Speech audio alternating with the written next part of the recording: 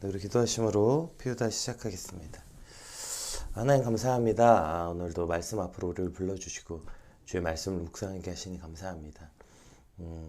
오늘 성전을 건축하려고 하는데 일어나는 이 많은 방해 앞에서 우리가 어떻게 이것을 받아들여야 하는지, 우리가 이제 신앙의 열심과 주의 일을 하려고 하는데 우리 앞에 일어나는 어떤 일들이 일어날 것인지 말씀을 통해 깨닫게 하시고 오늘 우리 삶에도 그대로 적용하여서 주의 말씀을 따라 그 어떤 순간에도 흔들리지 않고 하나님만 의지하는 법을 배우는 하나님의 백성이 하나님의 백성답게 오늘 하루를 살아가는 아침이 되게 하여 주시옵소서. 감사합니다. 예수님 이름으로 기도드립니다. 아멘. 네, 오늘 우리가 함께 살펴볼 말씀은 에스라 4장 말씀인데요. 오늘은 PPT가 지금 준비가 안 돼서 우리 인터넷으로 조금은 불편하실 수 있지만 함께 에스라 4장 11절에서 24절까지 말씀 한번 같이 살펴보겠습니다. 에스라 4장 11절에서 24절까지 말씀 함께 읽겠습니다. 아닥사스다 왕에게 올린 그 글에 초보는 이러하니 강 건너편에 있는 신하들은 왕에게 아뢰나이다. 당신에게서 우리에게로 올라온 유다 사람들이 예루살렘에 이르러 이 폐역하고 악한 성읍을 건축하는데 이미 그 기초를 수축하고 성곽을 건축하오니 이제 왕은 아옵소서.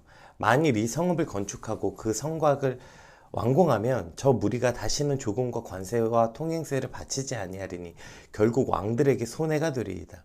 우리가 이제 왕궁의 소금을 먹음으로 왕의 수치당함을 참아보지 못하여 사람을 보내어 왕에게 아뢰오니 왕은 조상들의 사기를 살펴보시면 그 사기에서 이 성읍은 패역한 성읍이라 예로부터 그 중에서 항상 반역하는 일을 행하여 왕들과 각 도에 손해가 된 것을 보시고 아실지라. 이 성읍이 무너짐도 이 때문이니이다. 이제 감히 왕에게 아뢰오니 이 성읍이 중건되어 성곽이 준공되며 이로 말미암아 왕의 강 건너편 영지가 없어지리이다 했더라.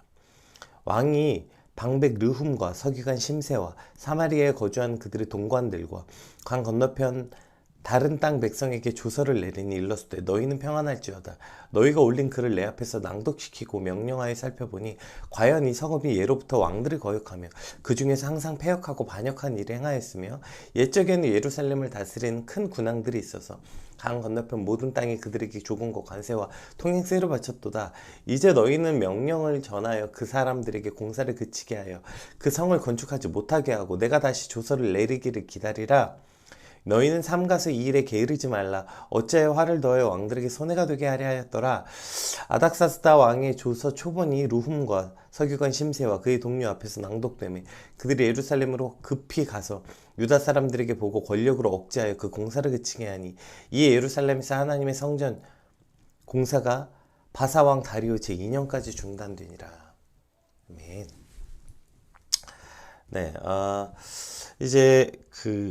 원래 이제 저희가 피우다 월요일에는 이제 김요셉 전도사님, 김요셉 간사님이 피우다를 하는데 저랑 커뮤니케이션이 아마 잘 안 돼서 어제 아마 피우다가 진행이 안 된 것 같아요. 그래서 오늘은 어제 거 4장 본문 처음부터 좀 연결해서 오늘 본문을 살펴보겠습니다. 왜냐면 오늘 처음에 아닥사스다 왕에게 올린 그 글의 초본이 뭐냐면 이게 이제 사마리아 사람들이 올린 글이거든요.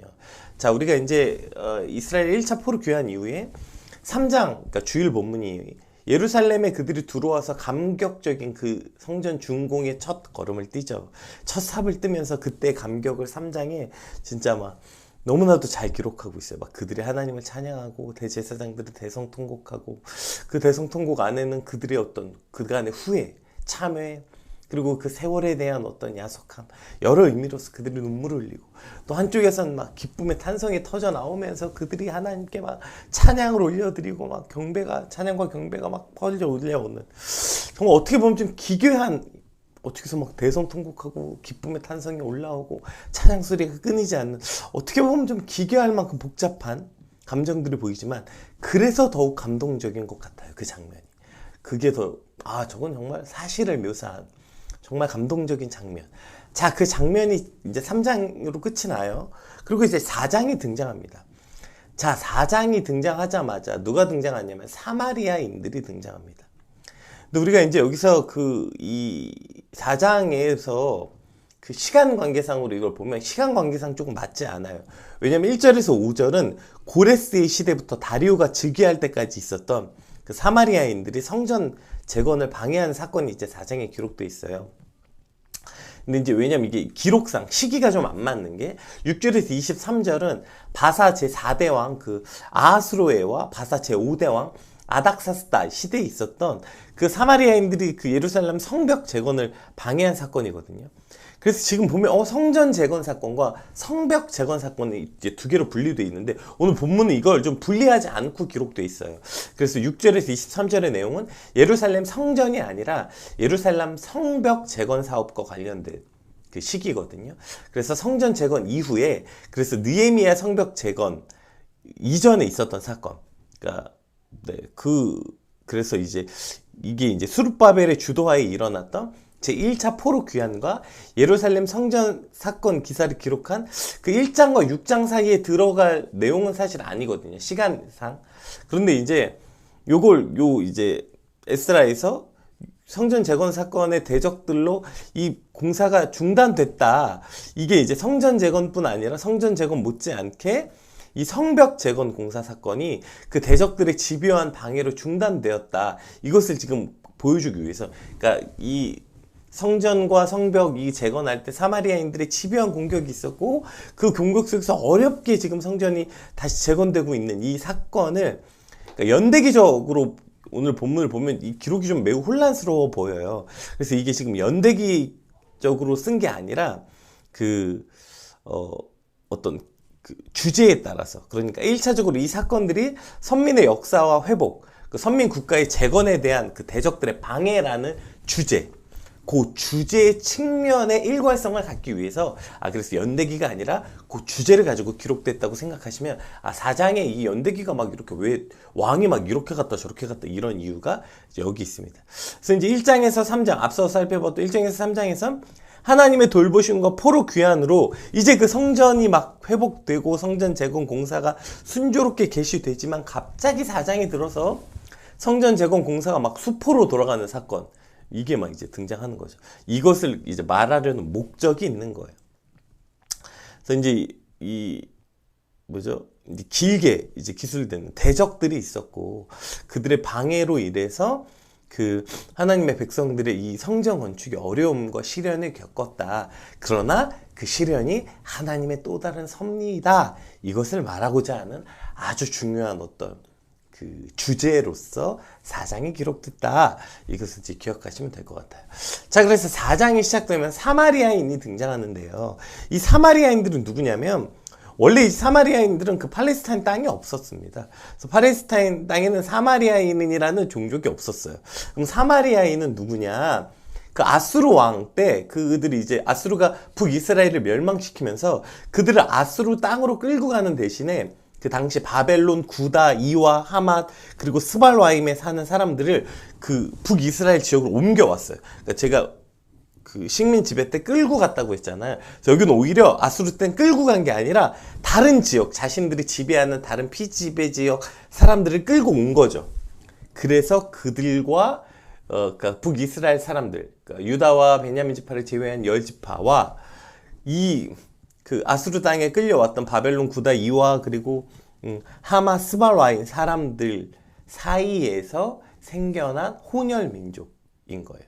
그러니까 사마리아 사람들은 타 지역에서 옮겨온 사람들과 그 북이스라엘의 그 10지파 사람들 중에 끌려가지 아니한 사람들, 그러니까 끌려갔던 사람들도 있고 거기 있던 사람도 있는데 그 사이에서 생겨난 혼혈족들.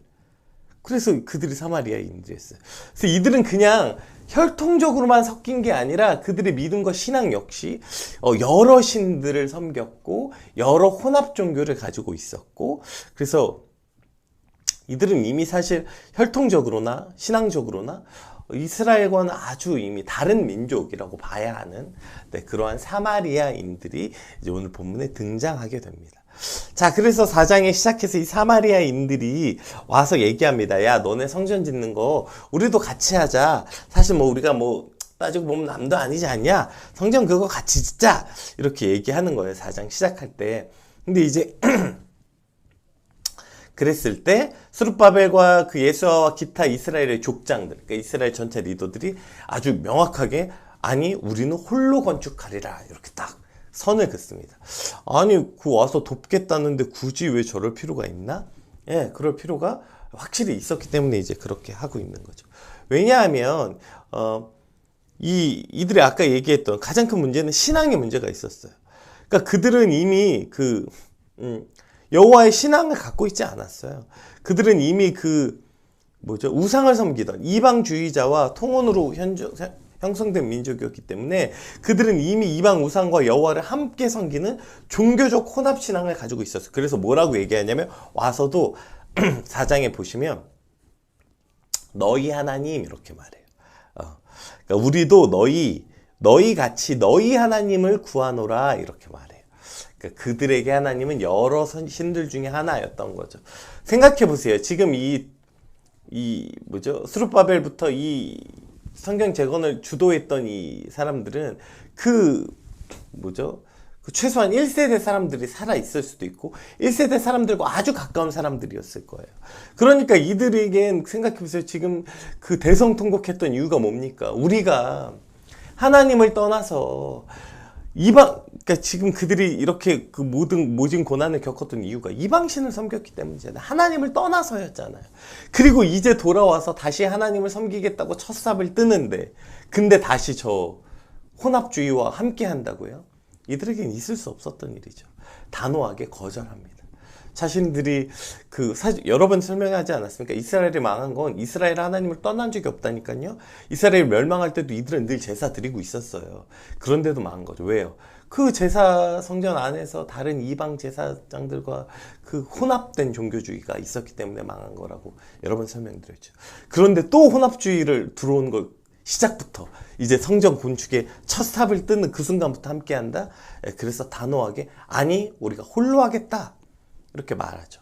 그리고 또 문제는 뭐예요? 그들이 이제 이게 의도가 뻔했기 때문이에요. 의도가 보였기 때문이에요. 그들의 믿음의 의지로서 홀로 하겠다. 첫 번째 말했고, 두 번째는 그들이 와서 같이 우리가 하게 하자 했던 그 의도가 뻔했기 때문이죠. 그 의도가 뭐예요? 와, 우리도 그 하나님 갑자기 서자. 이거 아니었죠. 왜냐면 지금 이들이 처음에 여기 왔던 게,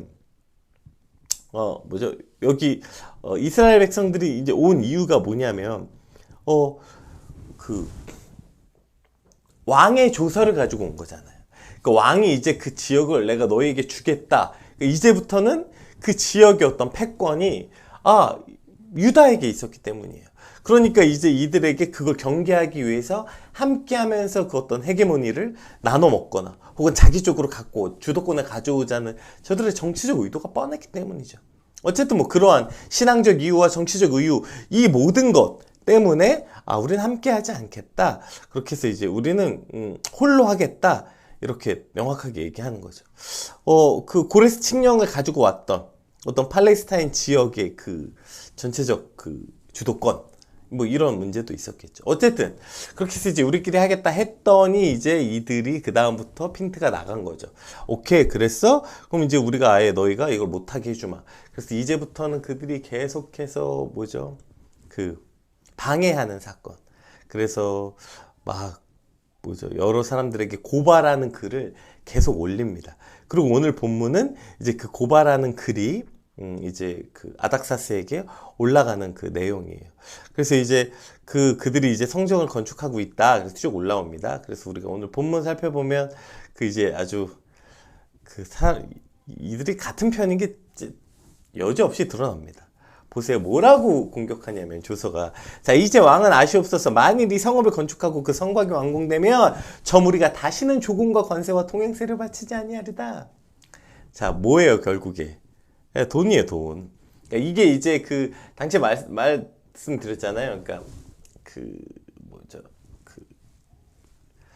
이 바사, 그러니까 페르시아 제국은 그렇게 그들을 압박하는 그 정책이 아니라 풀어주는 정책이었지만, 그러나 풀어주는 것 안에는 반드시 이게 포함되는 거예요. 그들에게 어떤 핍박하지 않지만 속국으로서는 당연히 이걸 내야 되는 거예요. 이 세금을. 조공, 관세, 통행세. 이게 그 세금의 핵심이었어요. 이걸 걷어들이는 게 핵심이에요. 사실 돈 벌려고 지금 모든 전쟁은 다 이것 때문에 일어나는 거 아니에요? 이권 때문에? 예. 자, 그래서 이거 걷어들이지 않겠다 이렇게 말해요. 그러면서 이게 얼마나 입에 혀같이 굽니까? 우리가 이제 왕의 소금을 먹음으로 왕에게 은혜를 받았는데 차마 왕이 수치당함을 우리는 못 보겠어서 이러한 조소를 드립니다. 예, 이러한 말도 안 되는 소리를 하죠. 자, 왕은 조상들의 사기. 자, 그러니까 역사서를 살펴보면 그 역사서를 보세요. 저들은요 언제나 반역하는 백성들이었어요. 그래서 이런 일이 일어난 거예요. 그래서 이제 더 나가요. 이제 감히 왕에게 아뢰온 이 성읍이 중건되죠? 만약에 저거 예루살렘 성전이고 저거 성곽에 성벽도 쌓잖아요? 그러면 이제 이 왕 건너편 팔레스타인 지역의 영지는 없어질 겁니다. 저들이 반역할 겁니다. 첫 번째로 먼저 가장 약한 돈을 건들죠. 이제 돈 안 낼 거예요, 쟤네. 예, 이 가장 약한 부분을 건드려요. 그리고 나중에 독립할 거예요. 자, 이렇게 해요. 그랬더니 왕이 방백 르움과 서기관 심세와 사마리아에 거주하는 그들의 동관들과 건너편 다른 땅에 조서를 내렸습니다. 자, 너희는 평안할지어다. 그리고 너희가 올린 글 내 옆에서 낭독시키고 명령해서 살펴보니까 이 성읍이 예로부터 거역했더라. 실제로 반역하고 패역했다. 그쵸, 그랬죠. 아수르에게도 그랬고 바벨론에게도 그랬고 애굽에게도 그랬고 이스라엘 역사가 사실 그렇죠. 당연한 거 아니겠습니까? 그 속국의 입장에서는 늘 독립을 꿈꾸고 이런 면에서 이스라엘이 한국의 역사가 비슷하다고 한 것도 이런 것 같아요. 그 수많은 외세의 침략들에서 견디고 그들이 다시 돌아온 어떤 일들이 있었던 거죠. 그리고 심지어 옛적에는 예루살렘을 다스리는 큰 군왕, 아마 다윗과 솔로몬을 말하는 거예요. 그래서 그들이 있을 때는 그들이 오히려 그 주변 국가를 다스렸고 그들에게 조공과 관세를 받은 일을 봤다. 내가 사기를 통해서, 그러니까 역사서를 통해서 보니까 실제 이게 역사적으로 그랬더라. 그러니까 이제 두 가지. 오케이, 맞아. 네 말이 일리가 있다. 돈을 못 받을 것도 같고 저들이 독립을 꿈꿀 것도 같다. 그러니까 이제 너희에게 명령을 전하여 그래서 공사를 그치게 하여 성을 건축하지 못하고 내가 다시 조서를 내리기 기다리라. 자, 이렇게 해서 왕들의 손해가 되게 하랴 말하는 거죠. 그렇게 해서 이제 아닥사스 왕의 조서와 초본이 룸과 서기관 심세와 그의 동료 앞에서 낭독되고, 그 낭독되자마자 기다렸다는 듯이 그들이 그냥 급히 예루살렘으로 가서 유다 사람들에게 보고 권력으로 억제해요. 군사력이에요. 그래서 지금 힘으로 그냥 공사를 멈추게 해버린 거예요. 강제로. 이에 예루살렘에서 하나님의 성전 공사가 바사왕 다리오 제 2년까지 중단되니라. 자, 이렇게 오늘 본문이 끝이 납니다. 이렇게 보면 어떻게 보면 지금 이상하지 않아요? 망한 것 같은 어떤 결론으로 보세요. 아니, 왜 이런 일이 일어난 거죠? 3장까지 얼마나 감동적이었습니까? 그들이 성전에 첫 삽을 뜨면서 막 성전에 찬양이 울려 퍼지고 대제사장들과 족장들은 통안의 눈물, 참회의 눈물, 그 감동의 눈물, 그래서 대성통곡하였더라. 아, 성경에 이런 표현이 있어요. 대성통곡했다. 대성통곡하고 있고 거기에다 이제 또 한쪽에서는 기쁨에 막 탄성이 터져 나오는, 이 얼마나 감격적인 일이에요. 자, 이제 성전 재건에 첫 삽을 뒀어요. 그리고 이제 이 일을 시작하자 하자마자 갑자기 방해하는 세력이 등장합니다. 아니, 우리 집 짓겠다는 것도 아니고 하나님 명령하신 일이 하기 위해서 이제 마음을 모아서 시작했고, 그 감동적인 일이 이제 시작됐는데 왜 시작되자마자 이렇게 초치는 일이 발생하냐고요. 아니, 이제 막 탄력을 받으려고 하는데 왜 브레이크가 걸리냐고요. 이제 막 시작하려고 하는데 왜 그러냐고요. 물론 이걸 이제 해석하는 것 중에 이제 하나가 학개서, 저희가 예전에 한번 살펴봤는데, 이제 보시면 거기서 이제 저들이 자신의 집을 짓느라고 여호와 성전 짓는 일이 14년 동안 중단되었더라. 이것에 대한 어떤 경고로서 이 일이 일어났다고도 말하긴 하지만 사실 오늘 본문에 사실 그런 내용이 나오지 않고, 그리고 아까 얘기했듯이 이 명확한 의도가 있었어요. 처음에 이 본장이 모든 시대순을 뛰어넘어서 이 어려움을 붙여서 넣은 이유는 이 어려움을 통해서 하나님이 하시고자 하는 일이 분명히 있었다는 거예요. 그러니까 이것이 저들이 와가지고 성전 짓는 일을 똑바로 안 해가지고 심판으로서 이런 일이 있었다라는 해석보다는, 물론 그러한 측면이 그건 이제 밖에서 볼 때 우리가 함께 살펴보면 될 것 같고요. 오늘 본문에서 등장하는 내용은 이제 하나님의 목적에 따라 이런 브레이크가 걸렸다는 거예요. 그러니까 게다가 이 일이 왜 일어난 거예요? 혼합주의들. 그러니까 세상과 타협하지 않으려고 이런 일이 있었던 거잖아요. 보세요. 저들이 이 사마리아인들이 같은 편이야. 사마리아인이고 지금 페르시아하고 저들이 다 같은 편이고 아는 게 서로 같은 같은 개념을 공유해요. 그러니까 저 사마리아인들이 가장 약한 점을 아는 거예요. 자기들이 가장 약하거든요. 이권, 돈. 지금 사마리아인이 같이 성전 건축하겠다는 이유도 이거 아니에요? 이권 빼앗기기 싫어서. 그러니까 바로 그걸 공략하는 거예요. 페르시아 왕에게, 아닥사스워다 왕에게 분명히 저들 돈 안 낼 거예요. 아하, 이권에 관련된 것에 예민하구나. 같은 공유. 그러니까 저들에겐 지금 같은 개념이, 같은 소중함, 같은 가치관이 공유되는 한 편인 거죠. 자, 그러니까 이제 이런 일을 어쨌든 근데 거기에 나는 휘둘리지 않고 하나님의 뜻을 따라 거룩한 백성으로서 타협하지 않겠다. 아니, 그랬으면 하나님의 더 놀라운 은혜와 도우심이 있어야 되는 거 아니에요? 타협하지 않아서 더 어려움을 당한다고? 아, 이게 말이나 되는 거야? 아니, 하나님의 집을 짓겠다고, 하나님 성전을 짓겠다고 이제 돌아와서 막 시작했는데, 게다가 우리가 한 것도 아니고 하나님의 구원의 경륜 때문에 하나님의 인도하심에 따라 여기까지 왔다며. 근데 여기까지 데려와 놓고서 왜 이런 고난을 겪게 하는 거야? 왜 이러한 브레이크가 걸리게 되는 거야? 이 상황이 이해되지 않고 부당하게 느껴지고, 이럴 바에 시작도 하지 말지. 마치 그 백성들이 이럴 바에 우리를 왜 애굽에서 이끌고 나왔냐? 출애굽 당시 했던 어떤 불평들. 이 사실 나올 만하지 않아요? 아니, 우리가 이제 고생해서 하나님의 전 지으려고 하는데 왜 못 짓게 하냐? 왜 이런 일이 일어나냐? 이러한 질문들이 생길 수 있어요. 그리고 이러한 질문들은 우리 인생을 살다 보면 자주 만나게 되는 질문인 것 같아요. 우리가 처음 은혜 받았을 때 그게 수련회이든 어떤 예배를 통해서든 이렇게 오늘 아침에 주신 말씀을 통해서든 어떤 은혜를 받았어요. 결단했어. 오케이, 나 이렇게 살아야 되겠다. 내가 이제 하나님의 말씀대로 살아봐야겠다. 내가 그래서 이제 돈으로 움직이는 이 세상에서 하나님, 그러니까 이 세상의 법칙이 아니라 하나님의 법칙으로 한번 살아봐야 되겠다.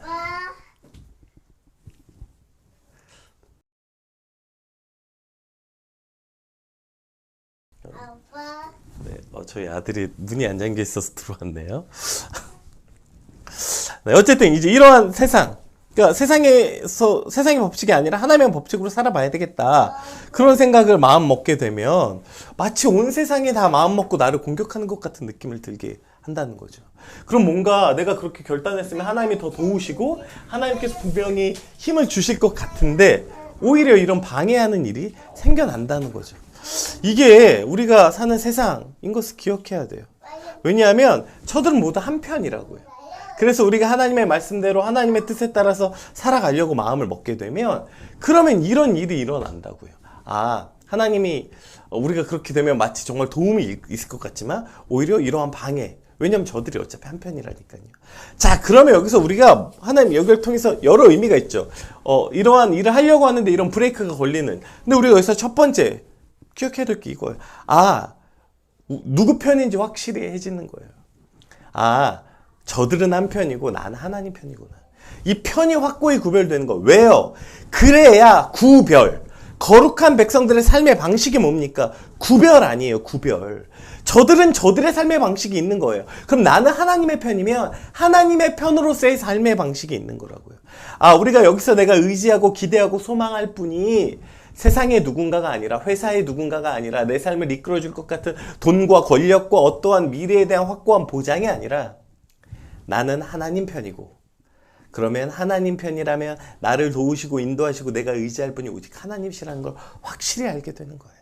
아, 저들은 다 같은 편이구나. 나는 저들과 같은 편이 아니구나. 이걸 명확하게 알게 되는 거예요. 이러한 어떤 상황들을 통해서. 아, 나는 하나님 일을 하려고 했더니 온 세상이 방해한다. 아, 누가 적이고 누가 내 편이 아닌지 명확해지는 거예요. 영적으로. 전 지금 그렇게 해서 편을 갈라서 싸우라는 얘기가 아니라 이 영적인 전쟁을 기억해야 된다는 거. 이게 첫 번째죠. 그리고 두 번째는 뭡니까? 이런 사역들을 통해서 우리의 한계를 깨닫게 되는 거예요. 아마 이러한 일들이 없었다면 이 백성들은 늘 그랬어요. 이 패역한 백성들은, 이스라엘 백성들은 늘 그랬고요. 그것이 우리도 마찬가지고요.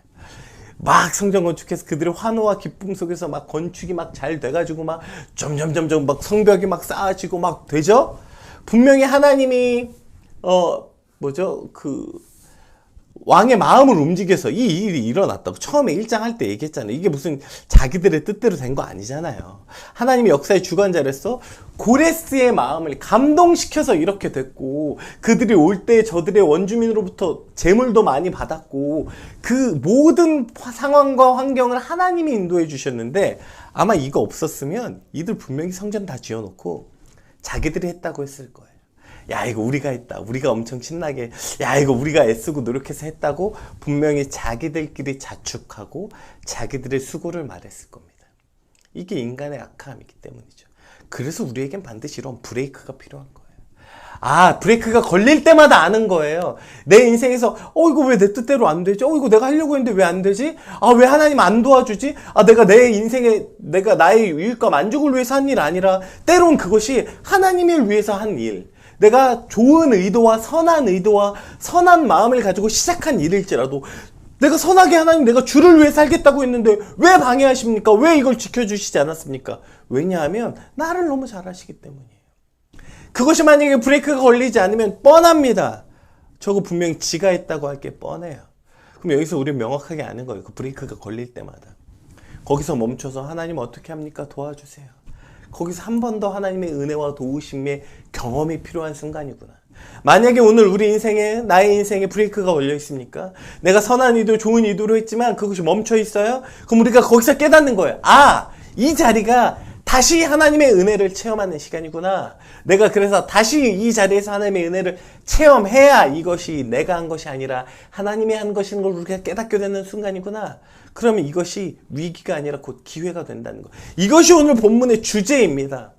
그들이 이것 때문에 10몇 년 동안 멈춰 있어요. 성전 건축이. 그런데 그 기간이 어떤 기간이 되는 겁니까? 그들이 다시 하나님의 은혜가, 다시 하나님의 콜링이, 다시 하나님의 어떤 확고한 사명이 그들에게 부어지는 시간.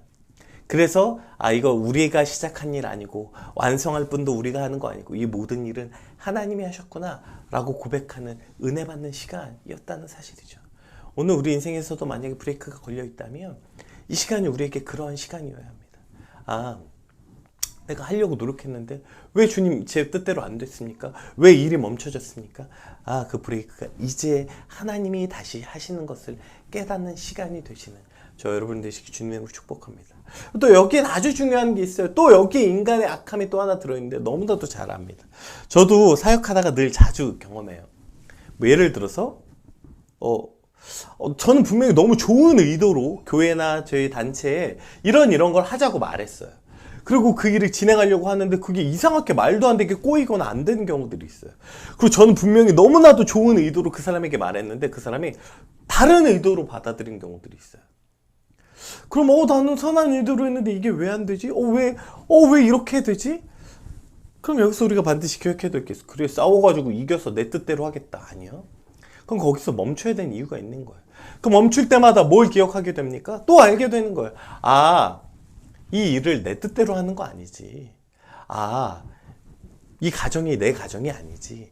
내 인생이 내 게 아니지. 이 교회가 내 맘대로 운영되는 곳이 아니지. 이 단체가 혹 내가 탐는 리더로 있을지라도, 내가 대표 목사로 있을지라도, 그러나 이것은 내 맘대로 되는 것이 아니지. 만약에 우리가 어떤 일을 하려고 했는데 나는 분명히 선한 의도고 하나님의 뜻 가운데서 왔고 비전을 받았다 할지라도 만약에 브레이크가 걸려요? 그럼 우리는 그 자리에서 깨달아야 돼요. 이거 내 거 아니지. 내 마음대로 할 수 있는 거 아니지. 내가 아무리 선한 의도일지라도. 나는 아무리 선한 의도인데 왜 여러분 내 의견 안 따라줍니까? 강력하게 밀고 나가서 내 뜻대로 할 수 있죠. 그걸 리더십이라고 말할 수도 있어요.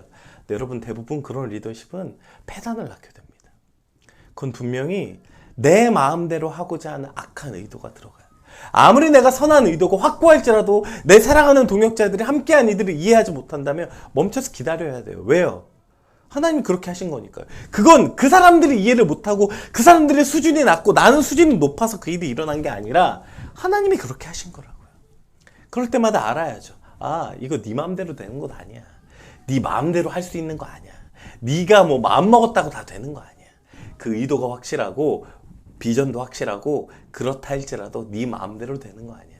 그 일을 이루신 분이 하나님이심을 겸손하게 깨닫는 시간이 되는 것입니다. 그래서 우리 인생엔요, 여러분 반드시 이와 같은 브레이크가 필요한 거예요. 우리 인생에선 반드시 걸림돌이 있어야 되는 거예요. 그 걸림돌을 통해서 오늘 하나님은 우리에게 다시 하나님의 은혜를 체험하는 기간으로, 그리고 그것을 통해서 하나님이 누구신지 깨닫는 시간으로, 또 내 존재가 누구인지 깨닫는 시간으로 우리를 초청하고 있는 것입니다. 오늘 인생의 브레이크 앞에, 걸림돌 앞에 서 있다면 하나님의 이 특별한 은혜가 부어지는 저와 여러분의 오늘이 되시길 주님의 이름으로 축복합니다. 오늘 우리 받은 말씀 놓고 주님, 이 걸림돌에 감사하고 기대하는 마음으로 왜 이 일이 일어났는지 하나님께 묻고 왜 이럽니까? 따지는 것이 아니라 감사함을 깨닫고 정말 감사함으로 주님 제 인생에 멈추게 해주셔서 감사합니다. 이 일에 브레이크가 있게 해주셔서 감사합니다. 진심으로 고백할 수 있는 주님의 아침에 되게 하여 주시옵소서. 우리 같이 받은 말씀 놓고 함께 같이 기도하겠습니다. 기도합시다.